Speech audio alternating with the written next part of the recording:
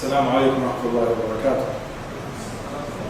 بسم الله الرحمن الرحيم. الحمد لله رب العالمين والصلاة والسلام على رسوله الأمين وعلى آله وصحبه أجمعين. أما بعد. What I basically said there in Arabic was in the name of Allah, the most merciful, the most compassionate, and may He extol and send blessings of peace upon His final messenger Muhammad and upon his family and those who follow them upon righteousness until the day of resurrection. So the title of the speech is, what is the purpose of life? And this is an important question. And it's not just the title of the speech so for the sake of information we can know what is the purpose of life. But it's an important question because it's linked to another important question. Once you know what is the purpose of life, that question leads you to another one, which is what will be my final destination? Or what is the end for me? And what does this mean to me? It's not just that we're here to know the purpose of life. Now, there have been a lot of people who have contemplated the purpose of life. And there have been a lot of philosophers historically who contemplated life itself. What is life? What is the answer? And some of them came with the conclusion that it's basically imagination. Others said, because of the fact that I think, I must exist. And so many people came up with different things. But in our contemporary world now, many people have contemplated the purpose of life. And so many of them have come to the wrong conclusion. There are actually people who thought of this question, and their answer was that the purpose of life is to make money. And we have met so many people who have thought of it like that, who have come to this conclusion, that you're here to make as much money as possible, and then buy whatever you can with your money, and then provide with your money a good education for your children, so then they can have a good income, and they can make good money as well, and so on, and so forth. But of course that is not the purpose of life. That is not the purpose of life. And everything has a purpose. Everything, everywhere on earth. Whether we know and understand what the purpose is or not. Every little organism, every insect, something as annoying as a housefly, it has a purpose. So it can't be that everything around us has a purpose. If you look at this room, you will not find one metal or plastic object that they just put there for absolutely no reason. They just went out of their way to put this item and hang it on a wall or from the ceiling for absolutely no reason. Every single thing that surrounds human beings has a purpose. So it can't be that the human being, him or herself, doesn't have a purpose. Yet everything around them has a purpose. And I'm not going to hold you in suspense for 30 minutes before I finally tell you what is the purpose. It's very clear and it's very simple. And Allah mentions it in the Quran, the Muslim holy book, where the purpose of life and the purpose that He created us is so that we may worship Him and worship Him alone. And that's as simple as it gets. And there is no complication there. Because the most important message has to be digestible, has to be clear, has to be understandable.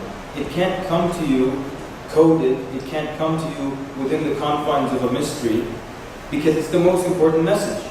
So this is something that Allah wants us to know. And for those who don't know, the word Allah, it's a name. It's the name of God in Arabic. It's not the name of a different God. And a lot of times you'll find people trying to say that Allah is not the same God as the God of Abraham or the God of Moses, but actually that's not correct. And I always tell people, if you don't believe, you find a Bible in Arabic and you'll see that it says Allah. And all Christian Arabs, they say Allah. So when I say Allah, for the purpose of this talk, it's just the name of God in Arabic. We're not talking about a different God. And if you hear me say in Arabic, Sallallahu Alaihi Wasallam, after the name of a prophet, it means may Allah extol and send blessings of peace upon him. So it's a kind of respect that we pay to the prophets. So we were saying that everything has a purpose. It can't be that the human being doesn't have a purpose. The purpose of life is to worship the Creator. And so many people become confused with different things in life. And some people think that they were born to become an actor, or born to become a model, or born to rock and roll, born to become a singer, or born to whatever it is, extreme motorcycling or skydiving, these things come secondary to why Allah created you. The first and foremost reason, we were put here on this earth to worship the Creator. But then so many things come in our path and they take us and pull us away from the purpose of our existence. So we are to worship Allah alone and to not associate anything with Him or alongside Him in worship. And that is the most important thing. And that is actually the worst crime, is to worship someone else with Allah. The brother who just introduced me, Brother Ahmad, he said, that I came all the way from Sudan, and he made it, because of his good manners, he made it sound like I am doing them a favor, but it's actually the other way around. They bring me, wherever I am. They brought me once from Sudan, they brought me all the way from Washington, D.C., and they're very nice to me. They give me the chef treatment, where they call me in the morning, what do you want for breakfast? And they call me at lunch, what would you like to have for lunch? And they call me for dinner, what would you like for dinner? And they're being nice to me, do you need anything else? Can I get you some shampoo, mouthwash, whatever you need? They always give me this excellent treatment. And imagine now, after being here for, let's say, a total of 2 weeks that I'll spend in Calgary, after these 2 weeks, when it's time to really thank them, I walk up to a total stranger that I never met before, and I say, you know what, I'd like to thank you very much for buying my ticket all the way from Africa and my return ticket. I'd like to thank you for all the meals that you've paid for me, for the lunch and for all the good times and all the respect that you gave me. Thank you very much. And I just thank a total stranger that has nothing to do with this group that invited me over here. No one in this room feels that that's fair. No one feels that that would be proper. And if I were to give anyone in this room $1,000, would you go and thank somebody else for it? Or would you thank the one who gave it to you? And that's why worshipping something besides Allah, no matter who or what it is a severe, severe and major sin in Islam, but not just in Islam. You will find this message consistent, and you will find this message to be there also in the Old Testament, even though I understand Jews do not like this term Old Testament, because to them it's not old, it's still the real deal. But you will find this message consistent in the Old Testament, it's consistent in the New Testament, that you do not worship anything else besides God. And you do not worship anything else alongside with Him. Because He is the one that gives you everything that you have of good in this life. Everything that you have. And you can't put a price on the things that He gives you, the blessings that He gives you. I guarantee no one in this room would sell their 2 eyes, not even for $100 million. I can guarantee. Or even your hearing, or your ability to speak for that much money. Because you can't put a price on the blessings that Allah gives you. And in the Quran, Allah even mentions that if you were to try to count the blessings of Allah, you won't be able to enumerate them. And there's so many things that He gives us, and they're blessings, but we take it for granted. We don't even consider them as blessings. So for example, some of you have very good hair. How many people wake up in the morning and just thank God for having good hair? Most people don't consider good hair as a blessing. Until you see someone with a hairstyle like me, then you're like, oh, thank God for my hair. How many people remember to thank Allah for their teeth? That's a blessing. They don't remember that. So many things around us, they're blessings from Allah. We can't put a price on them. We can't enumerate them. We can't count how many blessings we have from Allah. How many times do you wake up? How many times in your life have you woken up in the morning ill? You wake up with an illness and you call in, you can't go to work or you can't go to school. But how many days did you wake up in good health, not sick? And how many bad illnesses and how many potential illnesses did Allah push away from you? So that's again another way of looking at the blessings of Allah. So He gives you all these blessings. And in the end, when something good happens, you hear people say they thank other gods or they thank something else that they worship. How many times have you heard something good happen to someone and they'll say something like, thank you, Jesus. Or they'll attribute it to something else other than Allah. Oh, this happened because of my good luck or good fortune. What is fortune? What is luck? No one knows what that is. You can't put a precise definition on it. But people rarely do they fall back on thanking Allah and attributing good that happens to them to Allah. And so that's why then shirk is such a major sin, that Allah does all this for you and then you thank other than Him. Or you don't even thank Him, you attribute it to yourself. Well, ultimately, part of what you did was part of the reasoning behind why you got the good blessing or the good thing, but ultimately it came to you from Allah, because Allah could have had you switch places with someone else in another corner of the globe, and you could be in a dilapidated village with nothing and no wealth, but Allah chose to put you in this situation. So every good that happens to you ultimately comes from Allah. And so, therefore, because He is the one that gives us everything that we have of good, it makes sense to worship Him. It makes sense to thank Him and not anyone else alongside with Him. So let me explain why is it that we need God. And as people become self-sufficient, as people become stronger, as they become more proud of themselves, as they become arrogant, they feel less of a need to depend on Allah. Well, the truth is, no matter how rich or how poor you are, you still need Allah. And there is not anyone on the planet who is less of a slave of Allah than anyone else, or is less in need of Allah than anyone else. So we need Allah subhanahu wa ta'ala for certain reasons. But as people, as I said, when people are weak, and that's why historically you find the followers of prophets were of the first people, that were usually of the poor, and they would be the first ones to follow the prophet. And as people become more arrogant, they feel, well, I don't need to worship God, or what do I need Him for? Well, He's the one who gives you everything that you have. And the need for God goes back to a number of things. First of all, a lot of people say things like, you know, I believe that there is a God, but I don't believe in organized religion. I don't know if that means they would like to believe in a disorganized religion, but I don't believe in organized religion. There is a God. What I'm going to do, I'm just going to be good.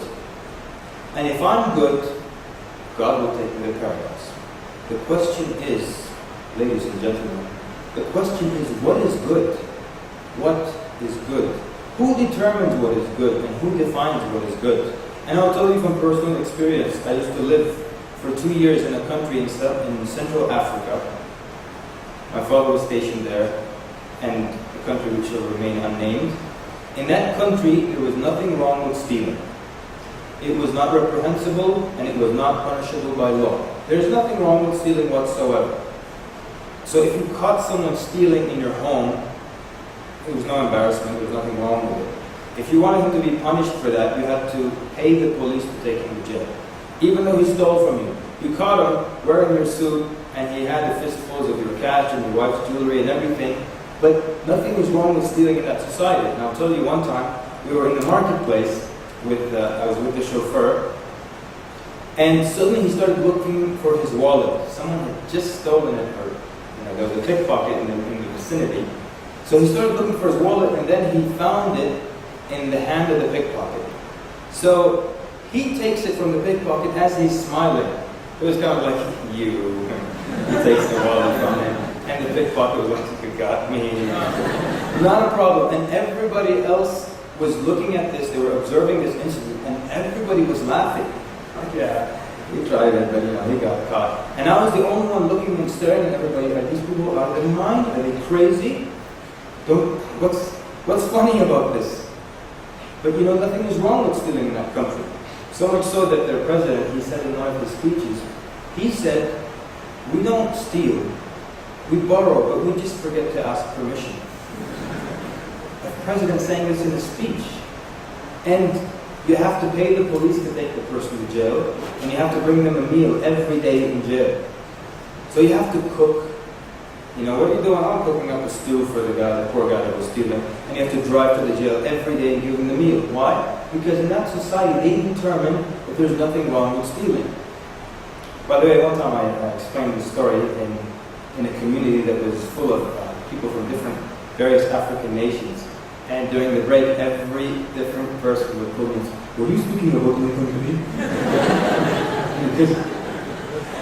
it turned out to be a number of African countries have the same exact thing, where there's nothing wrong with stealing, it's not reprehensible, it's not punishable by law. So then what do we see in this example? We see a society, a given society, they decided on a certain, they took a certain issue or a certain value, and they said this is acceptable for the purposes of our community. One thing you kind of find to be universal is that universally, for the most part, human life is considered to be sacred. For the most part, wherever you go, you don't find anywhere where they consider killing a human being is the same as stepping on an ant, for example. So human life is sacred, but beyond that, it's a free-for-all. You find certain people, they take this certain value, and it's acceptable to them. And that thing is not acceptable to them. So in certain ancient cultures, pedophilia was okay, it was acceptable. There was nothing wrong with it. So if you lived in that society, you could be a good person and a part-time pedophile, but by your definition, you're a good person. And I give examples closer to home, where, for example, now there are certain things in society, and at least I can speak for the United States, so that way I stay safe with the Canadians. In the United States, there are certain things that are not acceptable that have become replaced with euphemisms, and they've been given a new definition and have become acceptable. So, for example, you don't find young people in the States saying, well, I fornicated last night. They don't say that. They give a euphemism in its place. They make it sound good. They make it sound innocent. So what happens? We made love. So it's like we made hearts and Hallmark cards with little music, and we just passed out love, Very innocent and very nice. Or we slept together. Does it get any more innocent than that? She was over there, she slept, and I slept over here, and I dreamt of bunnies and bears. And it sounds so nice. But it's a euphemism. So now in society, that kind of thing is considered, alright. Even certain things that are still frowned upon, we still have a nicer name for them. Like nobody says, you committed adultery. You have an affair. It's an affair. It's still bad, but it's an affair. It's not adultery. You're not an adulterer. It's an affair, on the side, So, every society will pick certain things and say, well, this is good, and this is acceptable. So that means you can't have human beings by themselves to decide, I'm going to be a good person as long as I'm good, then God will take care of me. Because if you're in that African country where I used to live, you can be a very good person and the best crook in the neighborhood. But you might do something that you think is good, but it's actually reprehensible or horrendous in the sight of Allah. And that's why human beings need Allah to tell them right from wrong. Need Allah to tell us about these things. Because on our own, we can't come to an agreement, and we can't really determine what is good and what is bad beyond the things that are, for the most part, universal. So, if there is a God, and a lot of times you hear people say, look, I believe there is a God, but I don't believe that there is a resurrection. I don't believe that we will be resurrected and we will be tried in the next life or anything like that. There is a God, He put us here on this earth, and you live once. So you live life to the fullest. Dance like no one is watching, and all the other fancy things that people say. Just enjoy life, you live once, that's it. If there is a God, then we can guarantee for sure and 100% that if there is a God, then there has to be a day of resurrection. Because if there is a God and there is no resurrection, there is no reward and there is no punishment, that would imply that that God is unfair. It's unfair if there is no reward and no punishment. It's extremely unfair. So let's take a scenario. As this person claims that there is a God, but there is no resurrection. So let's take an example of one person who does good his or her entire life, constantly giving of their time and of their wealth and charity, always smiling and saying kind words and doing so much for the community and for others and for the poor. And then that person dies and they go to earth. Now they go to the earth, they bury there. According to this argument, there is no resurrection. Another person, a murderer, a killer, a thief, the worst human being possible, they kill thousands of people, and then this person dies and they're buried on earth. There is no resurrection. Did they go to the same place? They went to the same place. They're both buried on earth, and that's it. Nothing happens. No reward, no punishment.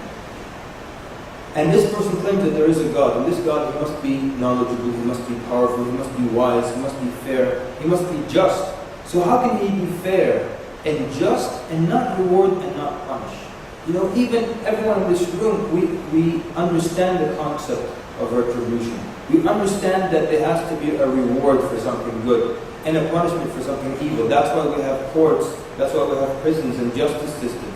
And that's why we have rewards and award ceremonies, because we believe in rewarding good behavior and punishing bad behavior. Even children understand this concept. Even they know when they do something wrong, they will be punished. But you might ask, well, maybe, you might argue, maybe the parents taught them that.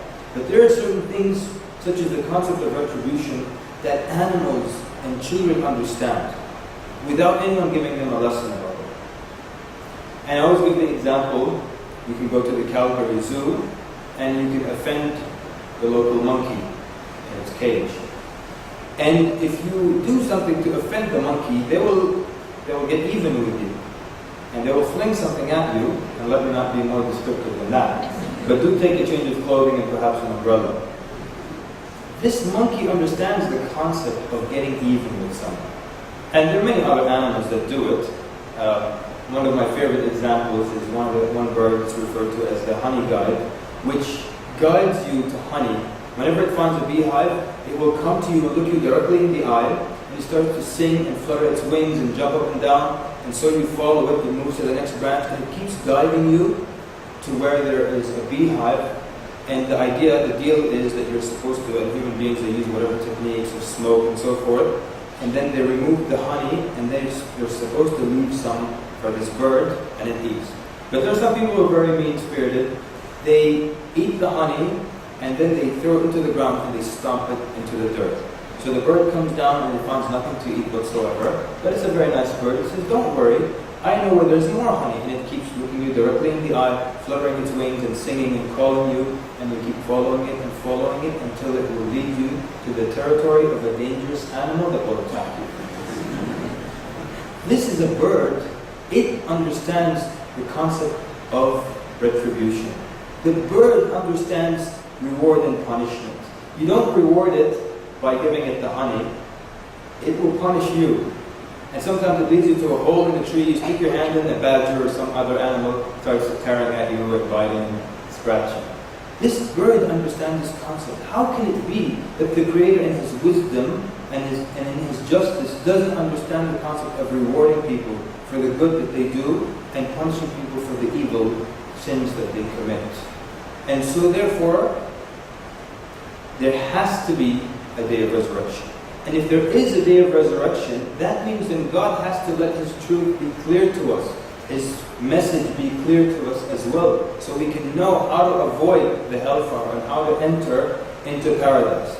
The other thing why people need Allah and why people need God is that the human being is created out of the body and the spirit. Every one of us here, we're a combination of the body and the spirit. The Islamic explanation is that life is this relationship between the body and the spirit. The minute the spirit leaves the body, that's the end of life. So because we're created of the body and the spirit, we have to take care of both. Not one, but both. The majority of people are only taking care of one. The majority of people are taking care of the body. How do you take care of the body? You eat, you drink, you sleep, you take care of the body. But then there is the spirit. And that's why you find people who have reached the epitome of taking care of the body, that they're very rich. They don't have to, let's say, go to work. They can sleep in if they like. They don't have to worry about where the next meal is coming from or the next drink. They've actually taken care of and satiated all the needs of the body. Those people, they still find this emptiness inside. That emptiness is the need of the spirit. That's why you always find people believing in something. And even those who are atheists and don't believe in anything, most of the time you'll find that they believe in some kind of spirit, some kind of UFO, some kind of force, or some kind of unexplained phenomenon. Whatever they refer to it as, however they philosophize it. So that's because of the spirit, it needs something. And this emptiness that people find, and I always reference this show that used to be on television, it was called True Hollywood Stories. Anyone remember what else they would put in the title? They would say stories without the Hollywood ending. Because in Hollywood there's always the ride into the sunset and the good stuff. But they're talking about the lives of these musicians and famous actors and actresses, and most of them, when you go through the biographies, the majority of them, they end up overdosing on drugs or choking on their vomit or something like that. So because after they took care of the body and everything, and they reached what they thought to be the purpose in life, they still found this emptiness. And so they try to fill this void with other things, with experimenting with different kinds of drugs, with alcohol, or with trying to keep themselves busy. So one weekend you're jumping off an airplane, next time you're going kayaking, after that you're diving, then you're skydiving, constantly trying to keep themselves busy to fill that gap, that void that they feel. But that void, as we said, is related to the fact that you have the Spirit, and the Spirit needs something to believe in. And that's why, as some claim that 96% of the world's population believe in a Creator. In one way or another, they believe in a Creator because of this need to believe in something. So, there is a Creator. We're in need of worshipping. We're in need of fulfilling the Spirit. And there is a day of resurrection. And so we said the purpose of life is to worship the Creator. And that is linked to the final destination of people. Allah Azza wa Jalla describes in the Quran how the day of judgment has drawn near. The day of judgment has come near. And we said there has to be a day of judgment. There has to be reward and punishment. People have to be accountable for their deeds. I always mention one fairly popular reporter in the United States who started to become an atheist. And then after a week of firmly believing that there is no God, she went back to believing that there is a God because of the concept of retribution, because of justice. She started to just repeat to herself over and over and over again. So Hitler just died? Hitler just died? And she just kept repeating it over and over again. It made no sense to her that he would be responsible for killing so many people, but nothing happens to him. He got off very easy, actually. There's no punishment whatsoever. So it can't be that there is no resurrection. And there is no justice there. And there's nothing fulfilling there. And that's why in Islam, and when we study the teachings of Islam, you will find things that you would think to be the least linked to the Day of Judgment. For example, the Prophet ﷺ, he says in a hadith, which is one of his sayings, he says, whoever believes in Allah and the last day, meaning the Day of Judgment, he should honor his guest. What does honoring the guest have to do with that? For whoever believes in Allah and the last day, he should say that which is good, or he should keep silent. And of course, he means she as well, either or. So, what does that have to do with the last day? It has everything to do with it. Because you believe then, because there is a day of resurrection, you will be asked about your deeds. You will be asked about what you say and what you do. And that's why it's all linked to the Day of Judgment. Even honoring your guest, you will get reward for that.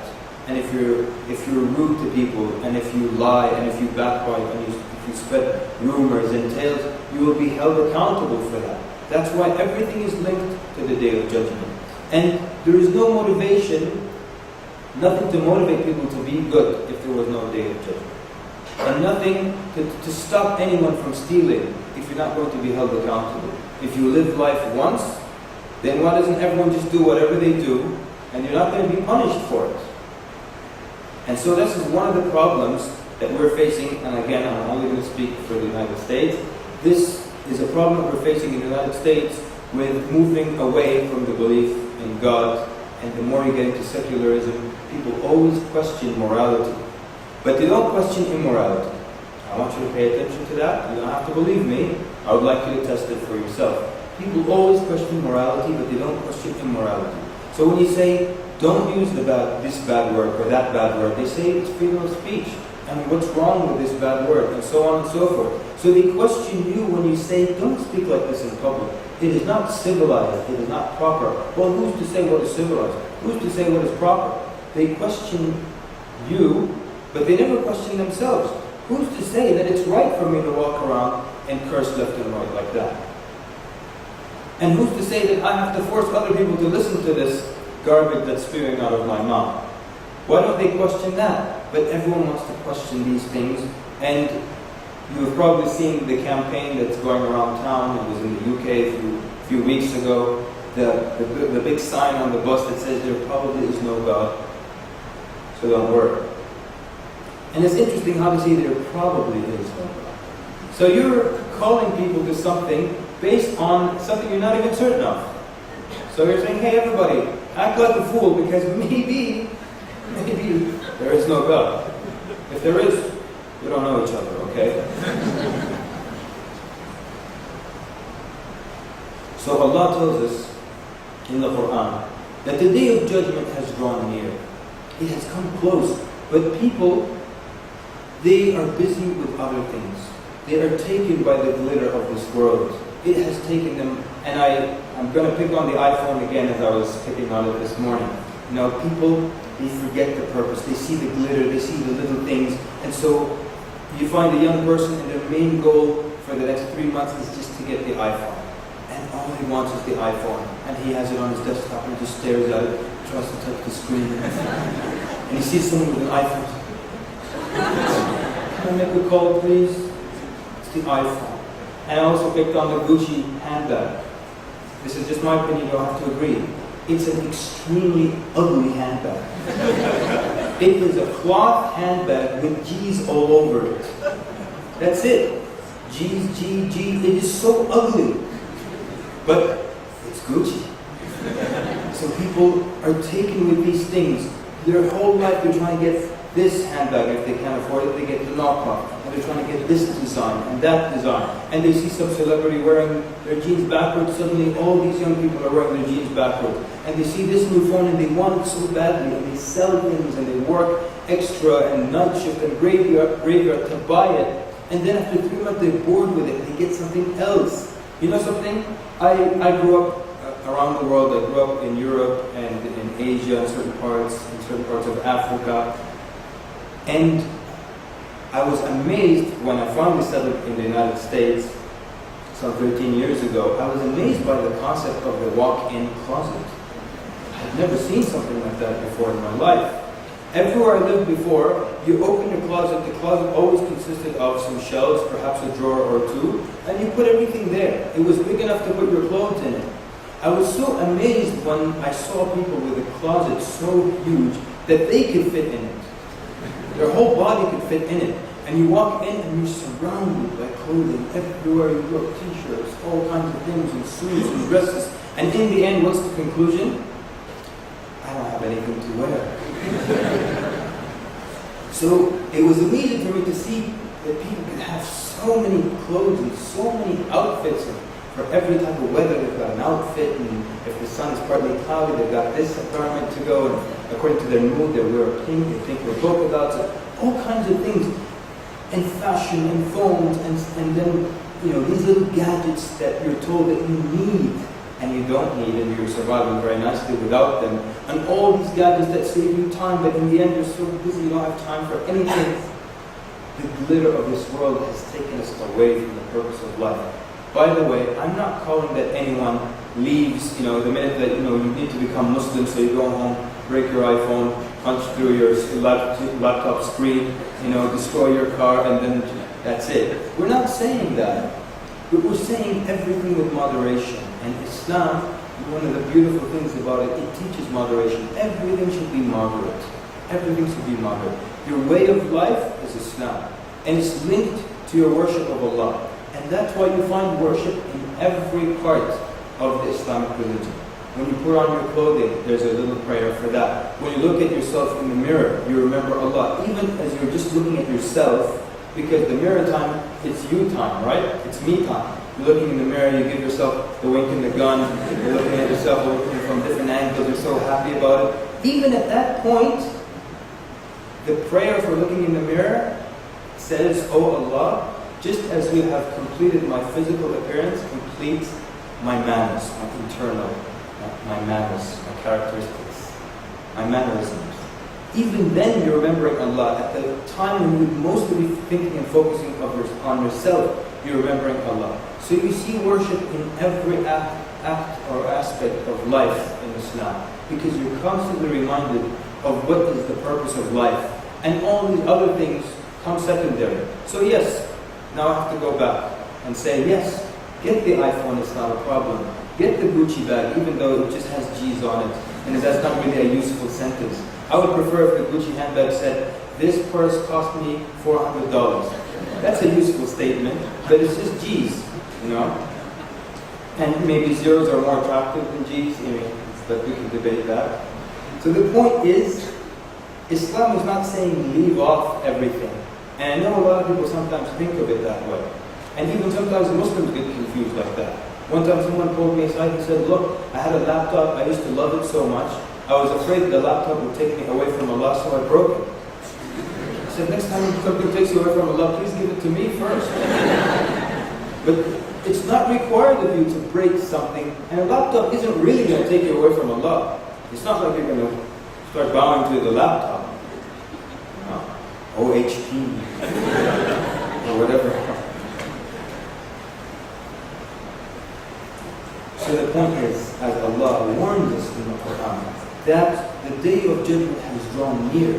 But people, they're still busy with the glitter of this world. They're just running after little things here and there that they believe will make them happy. And after they get them, there's still that emptiness inside. There's still that emptiness inside. You know something? Every time a new car comes out, I've never owned a brand new car, by the way. Every time a new car comes out, I tell myself, you know what, I'm just going to go buy that car. I love it, it's great, I'm just going to go buy it. And then I don't, for financial reasons.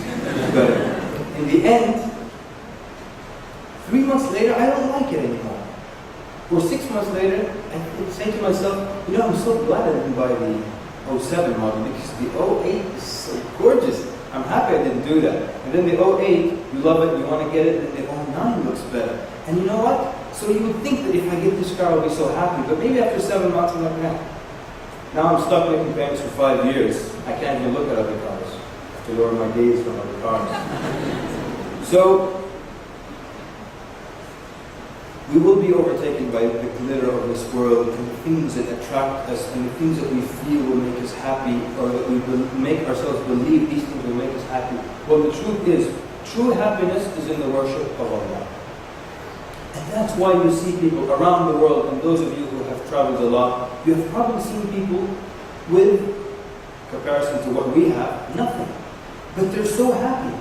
And you've seen people who live in affluent neighborhoods, and very rich people with the best cars and the best homes and swimming pools and so on and so forth, and yet they're unhappy. And it's interesting, and again, I'll pick on the States, even though deep down I feel there's no difference. I shouldn't have said that. But I'll pick on the States, where in the majority of affluent neighborhoods, you have the highest percentage of people going to the shrink, and you know, the wife has got this with the shrink, and the young man is into this kind of problems, and the girl is seeing a psychiatrist as well. So then they'll say things like, you know, this person, he's a successful person, but his wife had a nervous breakdown, his daughter, his son is in jail, his daughter is going to the shrink, you know, and he has mental issues. Excuse me, how is he successful exactly? How is he successful with all these problems? Successful means he's got money, he's got a car, he's got a home, you know, he's got all these things. His bank account, you know, he doesn't have minuses, you know. Like my bank is Balance of America, by the way. Because my checks are bouncing all the time. All right. The point is, thank you, sir. Ahmed, thank you. These young men appreciate the jokes, yeah. You know when your day of judgment begins? Because there's the collective day of judgment, but yours begins when you die. And there's no doubt that everyone in this room is going to die. There's no doubt. I don't think any sane person in here believes that there's a day when they will not die. We all know, no, we do believe that, but none of us believe that there's a day, that there won't be a day when you die. Because we all die. Even if someone in here has some kind of outrageous hope that, you know, I'm going to freeze myself and one day they will stick me in a giant microwave and then I'll be revived again. Even that person knows that they're going to die. So if we're going to die and we know that there's a resurrection, What do we have to show for the day of resurrection? Because it has drawn near. And no one knows when they're going to die. Most people believe that they will die, when they're on their deathbed, and all their children and their grandchildren are circled around them. And then they will say some very well-organized words of prose that are filled with wisdom, and then suddenly they pass away. Everybody would like it to be that romantic, but we don't know when we're going to die. Some people will die within the month, some people will die within a year. Is it fair to assume that no one in this room will die a year from now? Is it fair to assume that? But everyone right now feels it's not going to be that. Everyone right now, when I said that, you should look at the guy next to you like, feel sorry for him. It's not going to be me. But you know what? It could be you. The early Muslims used to say, the angel of death overlooked you to take the souls of your brothers. And one day he will come to you and overlook others. What do you do when that day comes? How do we answer Allah Azza wa Jalla? What do we say to Allah? Because every single one of us will stand in front of Allah and will be asked about the words that we use, the things that we did. We will be asked about that. And only those whose good deeds outweigh their bad deeds will be the ones who enter paradise. But what if you thought you were doing good deeds, but they weren't good deeds in the sight of Allah, they were good deeds in the sight of your given community? What then? And we understand and we know that three things will follow you to your grave. And I always like to remind people of that. Three things will follow you to your grave: your family, and your wealth, and your good deeds. But once they bury you and they put you in the ground, your family will come back to fight over your good deeds. And you have nothing left to fight over: your money, your wealth. And you have nothing left except your good deeds. And so then, the purpose of life is to worship the Creator. But it is to worship Him in how He wants to be worshipped. Because we've heard people make the argument that there are as many ways to God as there are souls on earth. And many people accept that. But the problem is that, first of all, that is an assumption and a statement made by somebody. It is not backed by any scripture. It is not backed by anything specific. The second thing is that how can it be that everything in this world is organized? Those of you who are computer programmers or chemists or engineers, you know that there's a system to do everything. There's a way, there's a pattern, and there's a technique. But when it comes to finding your way to God, everybody can do it however they like. This guy thinks that he'll go to paradise if he swallows a live frog every Wednesday morning. This guy thinks he can do it through this way, through that way. This group says we're going to kneel down. This group says we're going to hang upside down. And everyone thinks they can reach God their own way. So out of the fairness of God is that He shows us what is the truth. And I know a lot of people think that how can I know where is the truth? There's so many religions on earth right now. And I can't tell which is the truth. I don't know if it's Islam. I don't know if it's Judaism or Christianity or Buddhism or Taoism or Jainism or Zoroastrianism. How do I know where is the truth? And remember what we said in the beginning. We said God is fair and He's just.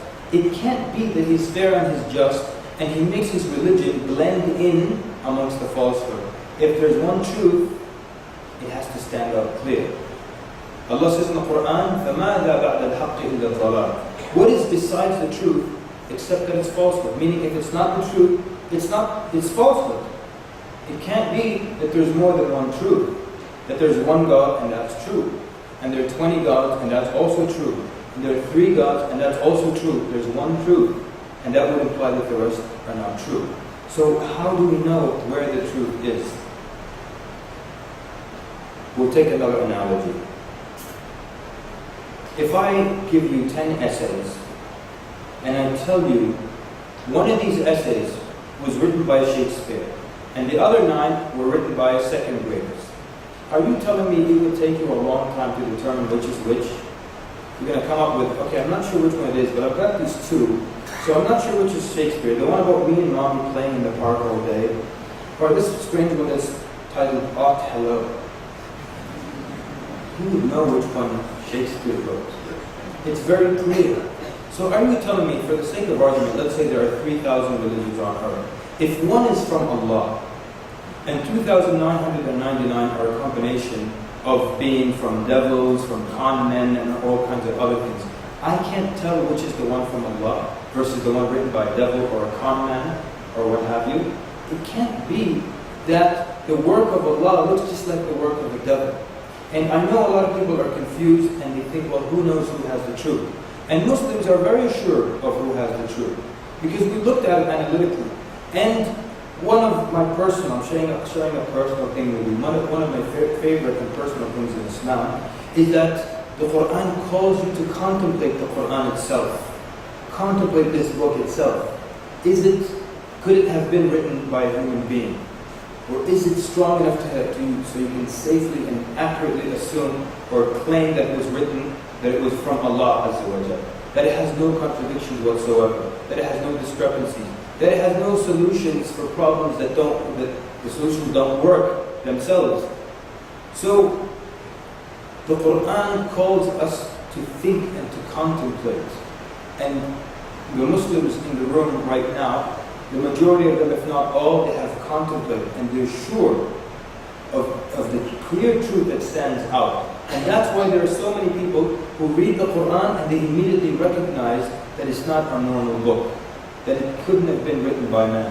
And there's so many things, and this is not the time for it, nor does the time permit, so many things that if you stack them one on top of the other, you will see that it's impossible for any human being, no matter how brilliant, to have written such a book 1400 years ago. Now this, to some of you, might seem like an outrageous claim, but the answer is very simple. There are Qurans and they're free at the back of the room on these tables. I'm telling you it is the book of Allah and it has absolutely no mistakes. So it would seem that it's easy for you to disprove me, and so that means then the test lies in you getting a copy of the Quran and reading it and looking at it analytically.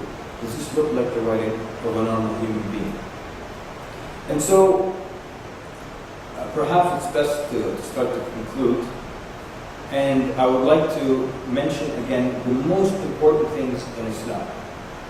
And if these most important things that I'm going to mention, they don't cause you any friction, and if they agree with you, you basically have the ingredients of what it takes to become a Muslim.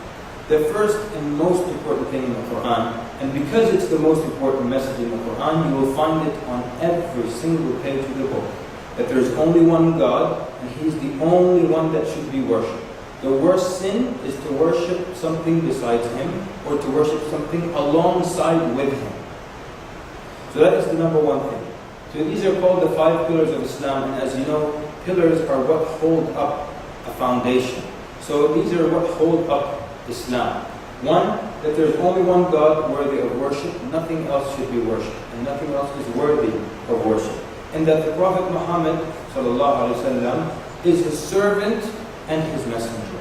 Not His right-hand man, not His helper, not an angel, His servant and His messenger. And He is a man who came with the same message of all the prophets before Him. All the prophets, whether you look at them in the Old Testament or the New Testament, or whether you look at the stories of the prophets through the Quran, you will find that all of them called to the worship of one God. And this has been mentioned so many times in the Old Testament. All you have to do is just go to Bible.com and just look up the word idols and see how many times God will threaten, and that is the accurate word, threaten David and Solomon and the people and the prophets and nations from worshipping something besides Him. So that's a message that you find consistently throughout the Old Testament. Then you look at the message of Jesus, and He also didn't change the 10 commandments, the most important things: you honor your parents, you're good to your neighbors, you don't steal, you don't lie. But they asked Him, what is the first commandment? And He said, hear, O Israel, the Lord our God is one Lord. If you look at all the sentences spoken by Jesus in the Bible, just what Jesus said, not what people explain, you will find constantly and consistently that He is calling people to worship God. Not once does He clearly or explicitly say you need to worship. Not once. He says, and worship the Father who is in heaven. A woman calls Him good teacher. Why callest thou me good? Why do you call me good? It's only the Father who is good. So you don't walk away with the message that he was the third Godhead or that he needs to be worshipped. Not explicitly. You will find vague hints to the Trinity. But vague hints cannot be acceptable when it comes to the most important message. The most important message in the Quran is the oneness of Allah. It's on every single page of the book. If I give you a booklet, How to Fix a Flat Tire, you read the whole thing, it has to address the topic, how to fix a flat tire, clearly and explicitly. But what if you read the whole thing and there's only a hint, a vague hint to how to fix a flat tire? That doesn't work.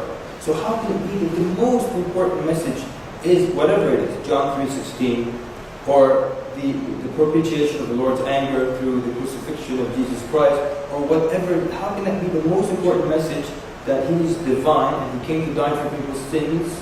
But it's not there clearly and explicitly. How many times did he give speeches on the roadside, in people's homes, in the temple? How many times did he give sermons? Not once did he say, listen up people, it's very clear, I am the third Godhead, I am divine, you need to worship me. So the message has to be clear and explicit, and we cannot accept vague hints to Trinity, because it's the most important message. It cannot be vaguely alluded to. It has to be clearly mentioned. And so when you look at the teachings of the Old Testament, and you look at the teachings of the New Testament, you'll find constantly that there is one God. I am your Lord, besides me there is no God. And then you look at the message of the Prophet Muhammad ﷺ, and it's the same exact message. The Ten Commandments don't change, and it's one God that is worthy of worship. And you find that the Quran mentions all the other prophets, and it mentions their names, and it mentions the events in their lives. And if this book were written by an impostor who pretended to be a prophet, then he would spend the majority of the book talking about how great he was, and talking about himself, and not talking about other prophets. Jesus is one of the top 5 of the greatest prophets in Islam. And it's no joke, and you cannot pick and choose from issues of belief. Islam is very strict in issues of belief, more flexible in issues of dealings and worship. In issues of belief, it's very strict. Out of the 1.2 billion Muslims on earth, if one of them today stood up and said, I don't believe in Jesus, or I believe in all the prophets, but I don't like Solomon, then he's not a Muslim, or she's not a Muslim anymore. It's not like they're 98% Muslim. It takes them out of the fold of Islam. So, an impostor, why would he make that a stipulation in his made-up religion? That you have to believe in these other men who came, versus you just have to believe in me, which is what an impostor would do. So you find again the consistent message of one God also in the Quran. That all the prophets came from the same place. That if I were to take you back some thousands of years ago, suppose someone says, yes, this is the time of Jesus, alright? So Jesus was right there in front of him, and he is a prophet sent by Allah to teach people. And he says, well, I choose to follow Solomon. He was a prophet of God, so I'm following Solomon. They tell him, but God sent you, a prophet, right now. He's here on earth now, today. And his message is here, and he was sent for you. Yes, but I know that they came from the same place. I mean, they all came from God. So I'm just going to stick to what Solomon did. Can you ignore the prophet that Allah sent for you, even though you were following one of the prophets of Allah? Surely you were. But this one was sent now, with the new message, with the latest version. And you're going to say, no, I'm going to fall back on the old teachings. And so many people are doing that right now. Where they believe in the true message of Jesus, or they believe in the current message of Jesus, or various different messages as people interpret them differently, but they refuse to follow the new prophet that was sent to them 600 years after Jesus, with the same basic message, but some things were abrogated, and the way to pray and all these details are in the new message. But they say, no, I'm going to choose to follow this message. And that's why, if you look at it, the Jews, they believed in everybody from Adam, and including Moses, Aaron, David, Solomon, Abraham, Lot, but they stop at Jesus. They don't follow, they don't believe in Jesus. But then the Christians did a better job, and they believe in everybody from Adam, including all the list of prophets we mentioned, and they believe in Jesus, but they stop at the Prophet Muhammad sallallahu alaihi wasallam. And then the Muslims do a better job, believing in everybody, including Jesus and including Muhammad sallallahu alaihi wasallam. Because he was a prophet of Allah sent to you. sent to you. The message of the Quran is to all of humanity. Wherever you're from and whoever you are, that's a message sent to you. It's where Allah tells you how He wants to be worshipped and how you should worship Him. And He tells you the rules of this world, the do's and don'ts, and He warns you of the day of resurrection, which is a day that everybody in this room and outside of this room will experience. So the first of the 5 pillars is that you believe and you worship Allah alone, that He's the only one worthy of worship, and that the Prophet Muhammad is His servant and His messenger. After that then becomes the prayer, and you pray 5 times a day, and this is the least that you can do. And it only takes moments out of your day, and it's not really a disruption of your daily routine. It's actually the highlight of your daily routine, because we were put on earth to worship the Creator. So it doesn't make sense that we go through the entire day not once thinking of the Creator and then claim that we were here to worship the Creator. So 5 times a day you worship Him alone, and that makes sense. So He's the one that gives you everything that you have. And then after that, there is a small percentage that you give out of your yearly savings, not earnings, but 2.5%. So if you save $1,000 in the bank for over a year, you give $25 to the poor. That's it. And I guarantee no one in this room is that stingy, that they don't want to give $25 out of $1,000. And I guarantee that everybody in this room gives a lot more than that every year. That's all that's required of you. The third is there is the lunar month of Ramadan, and most of you are aware of it. And this is 1 month during the year when you try to put your effort and do your best into being good, being well-mannered, watching what comes out of your mouth, and you fast, which is the physical side of it, but the most important part of it is what comes, what happens during the month. You worship, you excel in worship for just this 1 month. And I'm sure no one in the room has any problem with worshiping Allah after all the good that He does for us. Spend 1 month out of the year in worship. Allah could have chosen 6 months out of the year, but it's just 1. And then the last thing is the Hajj journey, the pilgrimage that you make to Mecca, once a lifetime if you're physically and financially able. That's it. These are the 5 most important things in Islam. So if these 5 things did not turn you off and they did not scare you away, then you actually now have agreed with what makes you a Muslim. So now you have the ingredients of what it takes to become a Muslim, and do not think that this will be a departure from the teachings of Jesus. This is actually in line and the continuation of what all the prophets came with. And so perhaps with that, it's best to end here, so to leave time for questions and answers. I would like to thank all of you for your attentive listening. I would like to encourage all of you to talk to the Muslims around you, those who are wearing the green shirt that says, "What is the purpose of life?" Ask them about Islam. Take books as free material, and don't let it, don't let your bills and your work and your exams and papers take precedence over the most important thing, which is the purpose of life. But obviously, before I leave, I would like to ask, who would like to become a Muslim right now? From the non-Muslims in the audience. I need the brave soul to take the first step. Who's going to do that? Okay, who would like to do it later and not put their hand up right now? Put your hands up. Okay, great. So what we'll do, please, look into it more. Please talk about it more. And there's a lot of material in the back. And those of you who agreed with the 5 pillars of Islam, who agreed with the basic message that we have spoken about today, you actually have the ingredients of a Muslim. So it doesn't make sense for you to not accept Islam if you believe that only one God should be worshipped, that the Prophet Muhammad was probably one of the prophets of Allah, since he came with the same basic message as all the prophets before him, and he fits the mold of a prophet in his teachings, and in his actions, and in his sayings. And so, if you have come that close, then it would be a shame to not become a Muslim. And do not let anything else deter you from that. But again, I would like to thank you for attentive listening. And may Allah extol and send blessings of peace upon His final messenger Muhammad. Sallallahu wa barak ala Muhammad wa ala alihi wa sahbihi ajma'in. Thank you very much. Wassalamu alaikum wa rahmatullahi wa barakatuh.